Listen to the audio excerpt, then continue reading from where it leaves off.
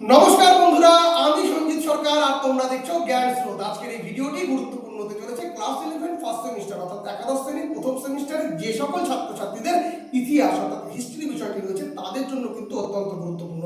এর আগে আমি তোমাদের ক্লাস 11 এর ফার্স্ট অধ্যায় ইতিহাসের চেতনা থেকে কিন্তু একটা ভিডিও করেছি, যেখানে ইতিহাস শব্দের উৎপত্তি, হিস্ট্রি শব্দটা কোথা থেকে এসেছে, ইতিহাসের বিভিন্ন জনক, ইতিহাসের বিভিন্ন ঐতিহাসিক তাদের লেখা গ্রন্থ, তাদের লেখা উক্তি যেগুলো করা হয়েছে, বিউরি এবং ট্র্যাভেলিয়ানের যে বিতর্ক, এরই পাশাপাশি কিন্তু মার্ক্সবাদ এবং সাবলটান স্টাডিজ এ নিয়ে কিন্তু আলোচনা করা হয়েছে। যারা যারা ভিডিওটি দেখো নাই অবশ্যই দেখে নিও, এটা কিন্তু তোমাদের অনেকটাই সহযোগিতা করবে। আর আজকের এই ভিডিওতে আমরা প্রথম অধ্যায় ইতিহাস চেতনার কিন্তু বেশ কিছু গুরুত্বপূর্ণ শব্দ এবং ইতিহাসকে নিয়ে জানবো। তো তোমরা শেষ অবধি সঙ্গে থাকলে উপকার অবশ্যই পাবে এবং ভিডিওটি ঠিকঠাক বুঝে গেলে তোমরা কিন্তু যে কোনো প্রশ্নের উত্তর সহজেই করতে পারবে। তো আজকের এই ভিডিওতে আমরা যেটা আলোচনা করবো, দেখো ইতিহাসকে কটা ভাগে ভাগ করা হয় বলো তো? তিনটে ভাগে ভাগ করা হয়, একটা প্রাক ইতিহাস, একটা প্রায় ইতিহাস, একটা ঐতিহাসিক। তো এই তিনটে জিনিস কি, এই কনসেপ্টটা আমাদের আগে কিন্তু মাথার ভিতরে নিতে হবে। প্রথমেই আমরা প্রাক ইতিহাস, তাকে ইংরেজিতে বলা হয় প্রি হিস্ট্রি, এটা নিয়ে জানবো। তো প্রাক ইতিহাস বা প্রি হিস্ট্রি কি?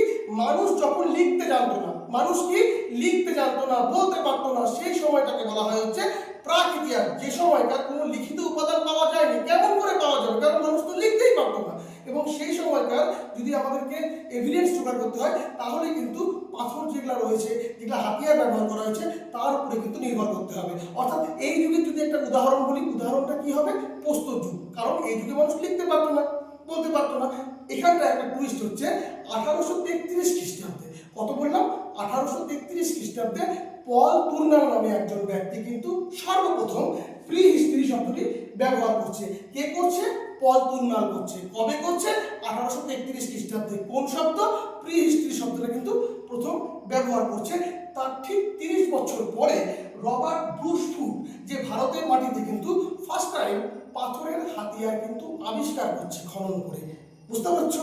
তো এই কারণে ফার্স্ট টাইম যেহেতু রবার্ট ব্রুস ফুট এই পাথরের হাতিয়ার আবিষ্কার করলো, তাই এই রবার্ট ব্রুস ফুটকে কিন্তু ভারতের প্রাগৈতিহাসিক প্রত্নতত্ত্বের জনক বলা হয়। ভারতের প্রাগৈতিহাসিক প্রত্নতত্ত্বের জনককে রবার্ট ব্রুস ফুট। বোঝা যাচ্ছে? এবার দেখো পরবর্তী প্রায় ইতিহাস। এখানে আমরা কি দেখবো?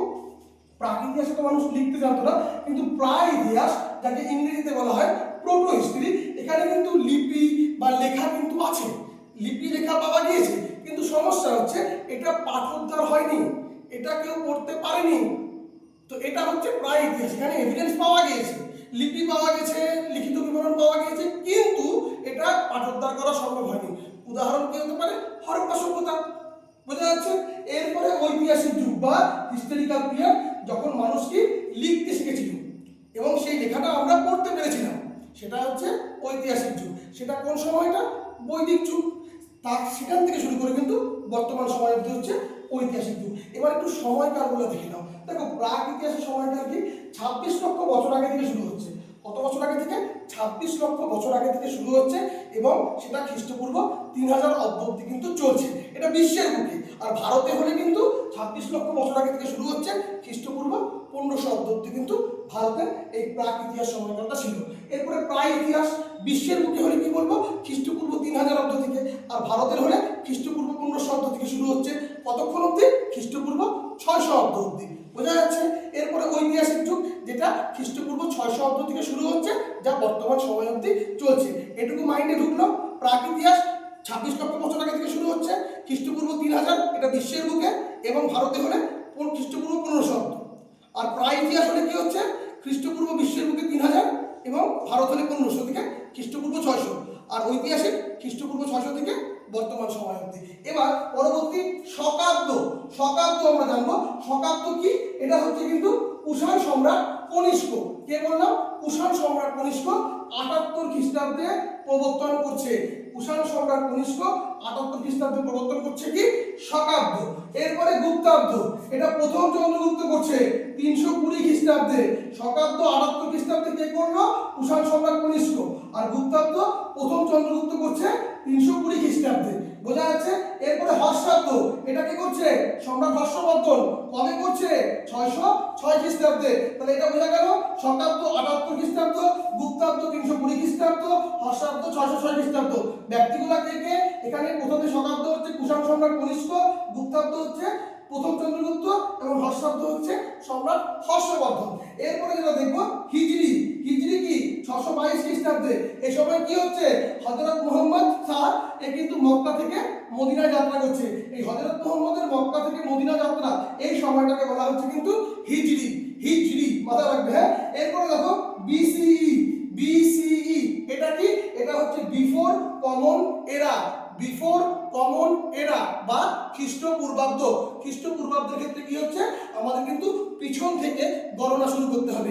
10, 9, 8, 7, 6, 5, 4, 3, 2, 1 এভাবে এটা কিন্তু খ্রিস্টপূর্বাব্দের দিকে যাচ্ছে। আর সিই, সিই তে কি হচ্ছে, কমন এরা। এখানে কিন্তু বিফোর আউট হয়ে যাচ্ছে। বিসিই বিফোর কমন এরা আর সিই হচ্ছে কমন এরা বা খ্রিস্টাব্দ। এটা কিন্তু ক্রমানুসারে গোনা যাবে, 1, 2, 3, 4, 5, 6, 7, 8, 9, 10 এরকম ভাবে, বোঝা যাচ্ছে। এরপরে কি মিলেনিয়াম। মিলেনিয়াম কি সহস্রাব্দ। সহস্রাব্দ অর্থাৎ 1000 বছরের সময়কালকে বলা হচ্ছে কি মিলেনিয়াম। 1000 বছরের সময়কালকে মিলেনিয়াম বলা হচ্ছে। আর সেঞ্চুরি কোনটা, শতক, মানে 100 বছরের সময়কালকে বলা হচ্ছে সেঞ্চুরি। এরপরে দেখো বেশ কিছু ইম্পর্টেন্ট টার্ম, এটা কিন্তু মাথার ভিতরে নিতে হবে, যেমন এপিগ্রাফি। এপিগ্রাফি, এপিগ্রাফি এটা কি শিলালিপি পাঠোদ্ধারের বিদ্যা। শিলালিপি পাঠোদ্ধারের বিদ্যাকে কি বলা হচ্ছে, এপিগ্রাফি। আর প্যালিওগ্রাফি কোনটা, প্রাচীন লিপি গঠন এবং বিবর্তনের বিদ্যা। এই দুটোকে মাথার মধ্যে নিতে হবে। এপিগ্রাফি কোনটা, শিলালিপিকে পাঠের যে বিদ্যা সেটাকে বলা হয় এপিগ্রাফি। আর প্যালিওগ্রাফি কোনটা, প্রাচীন লিপি গঠন এবং বিবর্তনের বিদ্যা। এরপরে নিউমিসমেটিক। নিউমিসমেটিক এটা কি প্রাচীন মুদ্রা বিশ্লেষণ ও পাঠের বিজ্ঞান। প্রাচীন মুদ্রা বিশ্লেষণ এবং পাঠের বিজ্ঞানকে কি বলা হচ্ছে, নিউমিসমেটিক। এপিগ্রাফি কোনটা, শিলালিপি পাঠের বিদ্যা। প্যালিওগ্রাফি কোনটা, প্রাচীন লিপি গঠন ও বিবর্তনের বিদ্যা। নিউমিসমেটিক কোনটা, প্রাচীন মুদ্রা বিশ্লেষণ ও পাঠের বিজ্ঞান। এরপরে ওরাল ট্র্যাডিশন বা মৌখিক ঐতিহ্য, অর্থাৎ মুখে মুখে যেটা প্রচারিত হয়ে আসছে এবং বংশ পরম্পরায় চলছে সেগুলাকে কিন্তু বলা হচ্ছে ওরাল ট্র্যাডিশন বা মৌখিক ঐতিহ্য। যেরকম কি স্মৃতি, লোককথা, কিংবদন্তি, লোকসঙ্গীতের মাধ্যমে কিন্তু প্রজন্মের পর প্রজন্ম যে ইতিহাসটা সংরক্ষিত হয় তাকে বলা হয় মৌখিক ঐতিহ্য। মৌখিক, মুখে মুখে বংশ পরম্পরায় যেটা চলে আসছে, যে ইতিহাসটা সংরক্ষিত হচ্ছে সেটাকে বলা হয় মৌখিক ঐতিহ্য। এরপরে বস্তুনিষ্ঠতা, যেখানে কি হচ্ছে, ব্যক্তিগত আবেগ, পক্ষপাত বা মতামত বর্জন করে সত্য তথ্যের নিরপেক্ষ উপস্থাপনই হলো বস্তুনিষ্ঠ আমাদের কিন্তু ইতিহাস। অর্থাৎ এখানে কোনো রকম পক্ষপাতিত্ব করা যাবে না। ধরছি আমার কাছে দুজন ছাত্র আছে, একজন ছাত্রকে আমি বেশি স্নেহ করি, তার ভুলগুলোকে দেখেও না দেখার ভান করি, এরকম করলে হবে না। আমি যখন কাউকে নিয়ে বিচার করব তখন একদম ঠিকঠাক করে করব, কোনো রকম পক্ষপাতিত্ব না করে যে ইতিহাসটাকে আমি তুলে ধরবো সেটা হচ্ছে বস্তুনিষ্ঠ ইতিহাস। এরকম একজন ঐতিহাসিকের নাম কি বলতো, র্যাঙ্কে। র্যাঙ্কে মাথায় রাখবে, হ্যাঁ। এরপরে প্রত্নতত্ত্ব। প্রত্নতত্ত্ব কি, মানে ইতিহাসের দুটো উপাদান, একটা প্রত্নতত্ত্ব আর একটা সাহিত্যিক। প্রত্নতত্ত্বের মধ্যে কি পড়ে বলতো, লিপি, মুদ্রা, স্থাপত্য, ভাস্কর্য, প্রত্নতাত্ত্বিক ধ্বংসাবশেষ, এগুলো প্রত্নতত্ত্বের মধ্যে পড়ে। অর্থাৎ মাটি খুঁড়ে প্রাচীন সভ্যতা ও নিদর্শন উদ্ধারের বিজ্ঞানকে বলা হয় হচ্ছে প্রত্নতত্ত্ব। বোঝা যাচ্ছে। লিপি তো অনেক রকমের হয়, গুহালিপি, স্তম্ভলিপি, এরকম মুদ্রা, বিভিন্ন টাইপের কয়েন, স্থাপত্য, ভাস্কর্য। তোমরা কোনো মন্দির বা কোনো জায়গায় কোনো সামনে গেলে, কোনো একটা নিদর্শন স্থানের সামনে গেলে যেটা তুমি দেখলে সেটা স্থাপত্য, আর ভিতরে ভিতরে যে কারুকার্য করা আছে সেটা ভাস্কর্য। বোঝা যাচ্ছে। এরপরে কি দেখবো আমরা, এরপরে আমরা দেখবো সাহিত্যিক উপাদান। সাহিত্যিক উপাদানকে দুটো ভাগে ভাগ করা হয়, একটা দেশীয় সাহিত্য আর একটা বৈদেশিক সাহিত্য। দেশীয় সাহিত্য কোনটা, যেটা আমাদের দেশের সাহিত্য, বেদ, পুরাণ, রামায়ণ, মহাভারত, বৌদ্ধ জৈন ধর্মগ্রন্থ, দর্শন, বিভিন্ন রকমের স্মৃতিশাস্ত্র, তো এই পাঠগুলো হচ্ছে দেশীয় সাহিত্য। আর বিদেশি সাহিত্য কোনটা, যুগে যুগে বিভিন্ন ঐতিহাসিক কিন্তু আমাদের ভারতবর্ষের বুকে এসেছে, ভারতবর্ষে থেকেছে, ভারতবর্ষের বিভিন্ন রাজার আমলের রাজদরবার দেখেছে, সমাজ, অর্থনীতি, রাজনীতি, ধর্মীয় তা নিয়ে আলোচনা করেছে, তাদের ডায়েরিতে লিপিবদ্ধ করেছে, তা থেকে আমরা যে ইতিহাস জানতে পারছি সেটা হচ্ছে বৈদেশিক সাহিত্য। তো আমরা মেইনলি এখানে কয়েকটা জিনিস দেখবো, যেরকম সাহিত্যিক উপাদান হলো বেদ। বেদ কটা বলতো, বেদ 4টা। আর বেদটা কি বলতো, ভারতের ইতিহাসের প্রাচীনতম উৎস হচ্ছে বেদ। বেদ 4টা, কোনটা কোনটা, ঋগ্বেদ, সামবেদ, যজুর্বেদ, অথর্ববেদ। ঋগ্বেদে কি আছে বলতো, স্তোত্র এবং আর্যদের আদি জীবন নিয়ে আলোচনা করা হচ্ছে ঋগ্বেদ। আর সামবেদে কি আছে, যজ্ঞের সঙ্গীত, যজ্ঞ করার সময় যে সঙ্গীতগুলো হয় সেটা সামবেদে আলোচনা করা আছে। যজুর্বেদে কি আছে, যজ্ঞের নিয়মাবলী আলোচনা করা করা আছে। আর অথর্ববেদে জাদুবিদ্যা, চিকিৎসা, সমকালীন সমাজের বাস্তব জীবনযাত্রা কিন্তু অথর্ববেদের ভিতরে আছে। এবং ঐতিহাসিকরা কিন্তু অথর্ববেদকে ইতিহাসের তথ্যের একটা আদি উৎস হিসাবে গণ্য করছে। এরপর পুরাণ, পুরাণ কটা আছে? 18টা। তো বিভিন্ন রকমের পুরাণ আছে, মৎস্য পুরাণ, শিব পুরাণ, কুর্ম পুরাণ, ব্রহ্মবৈবর্ত পুরাণ, এরকম অনেক পুরাণ আছে। যে পুরাণে তুমি পড়ো না কেন সেখানে যে দেবতার বর্ণনা করা আছে সেই দেবতাকে কিন্তু সৃষ্টির আদি উৎস বলা হয়েছে, অর্থাৎ তার থেকে কিন্তু সবাই সৃষ্টি হয়েছে, তুমি যে পুরাণই পড়ো না কেন। কিন্তু যে যে পুরাণ থেকে আমরা ইতিহাসের তথ্যগুলো পাচ্ছি সেই সমস্ত পুরাণগুলো কিন্তু আমাদের একাদশ শ্রেণীর ফার্স্ট সেমিস্টারের ইতিহাসের প্রথম অধ্যায় ইতিহাস চেতনায় কিন্তু গুরুত্বপূর্ণ রয়েছে। সেরকম 4টি পুরাণ আমাদের মাথায় রাখতে হবে। একটা হচ্ছে মৎস্য পুরাণ, যেটা এখানে কি আছে? সাতবাহন রাজবংশ তালিকা।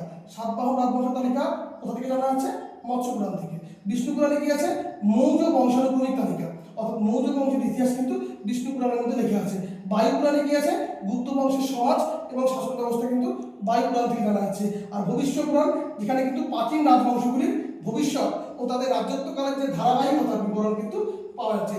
মৎস্যতে সাতবাহন, বিষ্ণুতে মৌর্য, বায়ুতে গুপ্ত, ভবিষ্যতে কি প্রাচীন বংশগুলি, রাজবংশগুলোর ভবিষ্যৎ এবং তাদের রাজত্বকালের ধারাবাহিক বিবরণ, এটা মাথায় রাখবে। এবার দেখো পৃথিবীর ইতিহাসের বিবর্তনের যুগ, এখানে আমি বলেছিলাম না প্রাক ইতিহাস 26 লক্ষ বছর আগে শুরু হলো। তো এখানে একটা জিনিস দেখো, পৃথিবীর ইতিহাসের বিবর্তনের যুগ যদি দেখা যায় অ্যাকচুয়ালি অনেকগুলো যুগ আছে। আর্কিওজয়িক যুগ, প্রোটোজয়িক যুগ, তারপরে তোমার প্যালিওজয়িক যুগ, মেসোজয়িক যুগ, সেনোজয়িক যুগ, টার্সিয়ারি যুগ, সেটাকে আবার ভাগ করা হচ্ছে। তো এই যে পার্টগুলো আছে, তো এই পার্টগুলো কিন্তু আমাদের দেখতে লাগবে। তো এখানটা একটা জিনিস দেখবে, তো এখানটা প্রথমে আমরা দেখবো অ্যাজোজয়িক যুগ। এই সময়কালটা হচ্ছে 500 থেকে 390 কোটি বছর আগে থেকে শুরু হচ্ছে অ্যাজোজয়িক যুগটা, যেখানে পৃথিবীতে কিন্তু জীবনের কোনো চিহ্ন ছিল না। আর জৈবিক যুগ কি 390 থেকে 250 কোটি বছর আগে থেকে শুরু হচ্ছে, এখানে কিন্তু পৃথিবীর প্রাণ ও জীবের সূচনা হচ্ছে।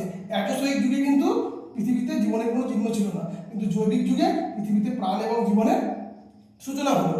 প্যালিওজয়িক যুগ, যেটা 250 থেকে 54 কোটি বছর আগে, যেখানে মাছ ও অন্যান্য জলজ প্রাণীর কিন্তু বিকাশ ঘটলো। এরপরে মেসোজয়িক যুগ 54 থেকে 25 কোটি বছর আগে, এখানে কিন্তু ডাইনোসর এবং সরীসৃপ প্রাণীদের কিন্তু রাজত্ব শুরু হলো। কোন যুগে হলো এটা? মেসোজয়িক যুগে হলো, মেসোজয়িক যুগে।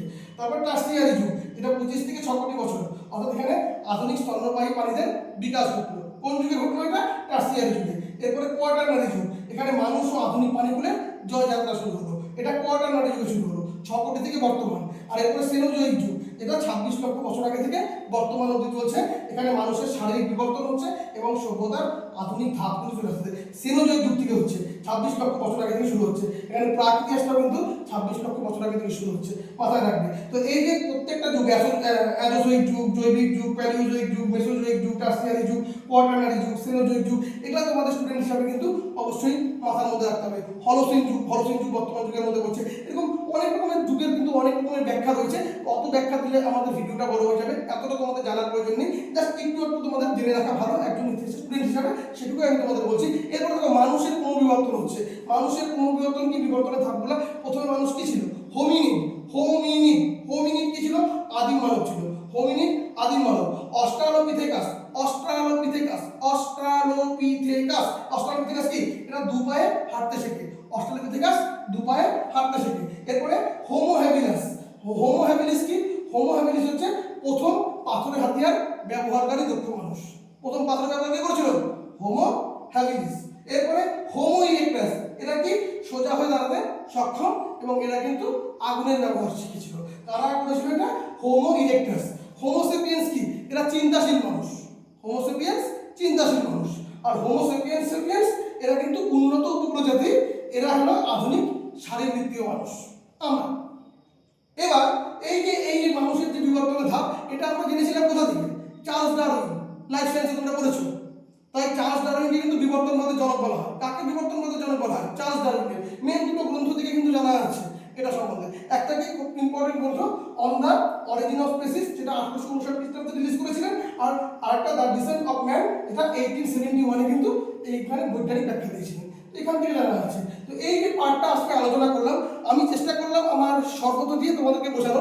তোমরা কতটা বুঝতে পারলে বা না পারলে সেটা একমাত্র আমি তখনই বুঝতে পারবো ভিডিওটা তোমরা কিরকম কমেন্ট করছো, আমি তোমাদের বোঝাতে পারলাম কিনা। যদি তোমরা ভালো ভালো কমেন্ট করো বা তোমরা যদি সত্যি আমার যদি পড়ানোতে ভুল থেকে থাকে, আমিও তো মানুষ, ভুল তো আমারও হতে পারে, তাহলে তোমরা অবশ্যই সংশোধন করে দিও। তাহলে পরবর্তী ভিডিওতে আমি চেষ্টা করবো তোমাদের সেই সংশোধিত কমেন্টের উপর ভিত্তি করে নিজেকে আরও আপডেট করার। আর অবশ্যই বন্ধু বান্ধবদের মধ্যে শেয়ার করো, যাতে তারাও এই ভিডিওটি সম্বন্ধে জানতে পারে, যাতে তারাও সমৃদ্ধ হতে পারে। তুমি যদি ফেসবুক বা ইনস্টাগ্রামে ভিডিওটি দেখে থাকো, অবশ্যই পেজটিকে ফলো করে দিও। তোমাদের একটা লাইক কমেন্ট আমাকে যথেষ্ট উজ্জীবিত করবে আরও ভালো ভালো ভিডিও তোমাদের সামনে আনার জন্য। তোমরা কোন কোন বিষয়ে বুঝতে পারছো না অবশ্যই কমেন্ট করে জানাবে। আমি চেষ্টা করবো তোমাদের কমেন্টের উপর ভিত্তি করে সেই সমস্ত ভিডিওগুলো নিয়ে আসে তোমাদের সমস্যার সমাধান করা। বুঝতে পেরেছো? তো আজকের মতো ভিডিও এখানে, দেখা হবে তোমাদের সঙ্গে পরবর্তী ভিডিওতে। আর যারা যারা আমাদের সঙ্গে যুক্ত হতে চাও তারা হোয়াটসঅ্যাপ চ্যানেলের লিঙ্কে জয়েন করতে পারো। টেলিগ্রাম চ্যানেলের লিঙ্ক কিন্তু দিয়ে দেওয়া হবে ডেসক্রিপশনের মধ্যে, তোমরা কিন্তু অবশ্যই জয়েন হতে পারো। তো টাটা, বাই বাই।